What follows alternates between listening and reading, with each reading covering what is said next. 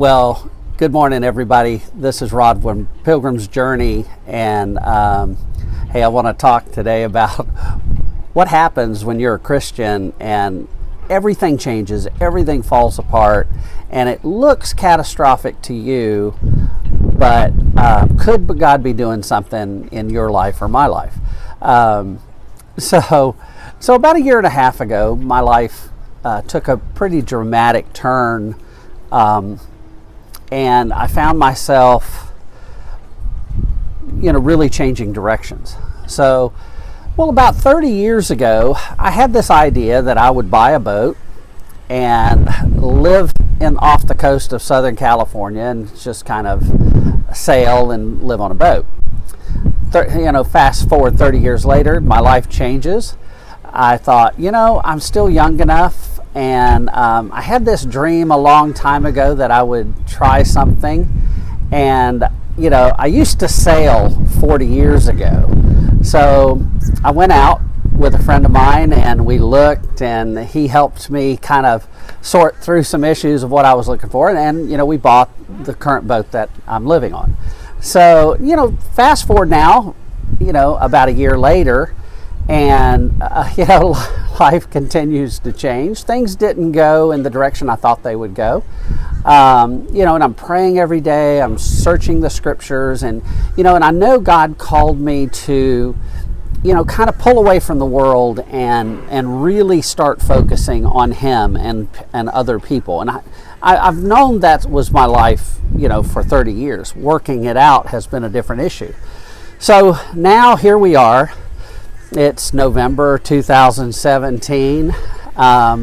Here in about 15 minutes, I'm headed up to kind of look at a sailboat. I'm looking at trading my current house, my motor yacht, and go back to sailing. The advantage to that is I can now head to the Caribbean. I can go out to the Grand Turks Islands, Azores. I can go off to the coast of Majorca, off the coast of Spain, and the fuel's not an issue because I'm sailing there. So, and it's funny how all of this comes about because there's people in my life that have gone, Rod, you haven't thought about a boat since I've ever known you. And, there's these secret things inside where I actually really do love the water and love boats. So it's funny that it wasn't my first choice, but God has obviously worked things out in a different direction. And now I'm really excited to see what's next.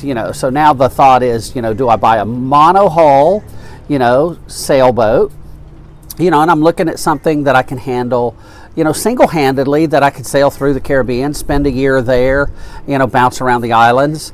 Or should I buy a multi-hull, catamaran? And catamarans are a little more expensive, but you get that room and the width inside, and they're a little more, you're not, hemmed over at 30 degrees when you're sailing into the wind, where, a catamaran, you're running flat. So where a monohull, you're not. So I just want to say, we can trust that God is taking us somewhere, sometimes that we don't understand. And a lot of times it's to change who we are, this is really, forced me to look at myself, and there's things in me I didn't like, and I really wanted God to change, and through crushing, He started remolding some of those things. And probably the biggest benefit of moving to a boat has been, you never think you're that covetous as a Christian. You think, no, I've got everything in control. And you've heard the sayings, it's okay to have stuff, but don't let stuff have you. But then you start selling everything you own, and you find out, wow, stuff has me. I'm really kind of attached to this. This has a lot of sentimental value. And now, a year and a half or so after that process, now I'm looking at, even on the boat, I'm going, I need to get rid of about 90% of everything I have. I really don't need a car. I can get an Uber if I land somewhere. Really, my sailboat and a dinghy is really all I need. And it really brings you to this point especially living on boats and living among mariners in general, is you realize that, the stuff didn't matter that much. And once it's gone and your heart's kind of pulled away from it, I find out I'm a lot more at peace, and I'm a lot more relaxed. I'm sure my blood pressure isn't anywhere near what it was when I was working as an engineer and I was just stressed out all the time, or I'm working, running my little trucking company and stressed out and traveling. Now I can, really focus on people, and I'm really excited about what God's doing. But understand that's taken 1.5 years of sheer pain and tears, and so but you can see the old man of the sea look is coming in pretty good. So I'm going with a friend of mine. He owns a catamaran, him and his wife, and we're going to run up today and look at about a 36-foot Fantasia. I think it's a 35.5-foot Fantasia. The guy's got to sell it. He got relocated, and it's a blue ocean, sailboat. And with what I sell this, I can, kind of pay cash for that. It's just kind of an even up trade. And I may also look at some multi-hulls. So now the search begins to go back to sailing. And, you think about it, you can sail anywhere in the world, and it's really just the cost of the wind. And most sailboats are set up to be really self-sufficient. And I think about that with our life with Christ, how we're called to trust in Him. And we're not called to be these people that are really covetous or are idolaters toward things. And so many times in our lives, our careers come before our families. We've got to make X amount of money to have the big house, the cars, the toys, and to keep everybody happy. And Jesus says, be content with what you have.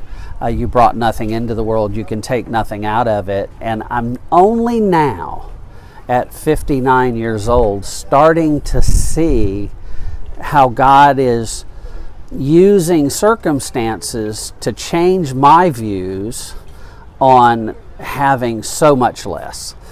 So I want to encourage you that, embrace what God's doing in your life. He's doing it for a reason. I think a lot of times we probably don't see His hand in things, as much as we probably should. But, His hand is still over us. The question is, will we be faithful to Him? Will we trust Him when everything looks out of control? And yes, it's a challenge, and at times it's heartbreaking. But in the end, God proves Himself faithful. And the joy comes back, morning endures for the evening, but joy comes in the morning. And that morning may take a number of years for some of us. But when the joy comes, it's really a great joy because we realize how far God has taken us. So I'm looking forward to seeing what the Pilgrim's journey, where we're going to go in the future and where God allows us to leave. And so I just want to encourage you, trust in God, stay encouraged that He's working a character in you that will look more like Him, that people can see Him in us. So, God bless you guys, and stay in Christ and preach the cross, and Christ and Him crucified. Nothing else in life matters. So we love you, and we'll talk to you later. This is Pilgrim's Journey. See ya. Bye.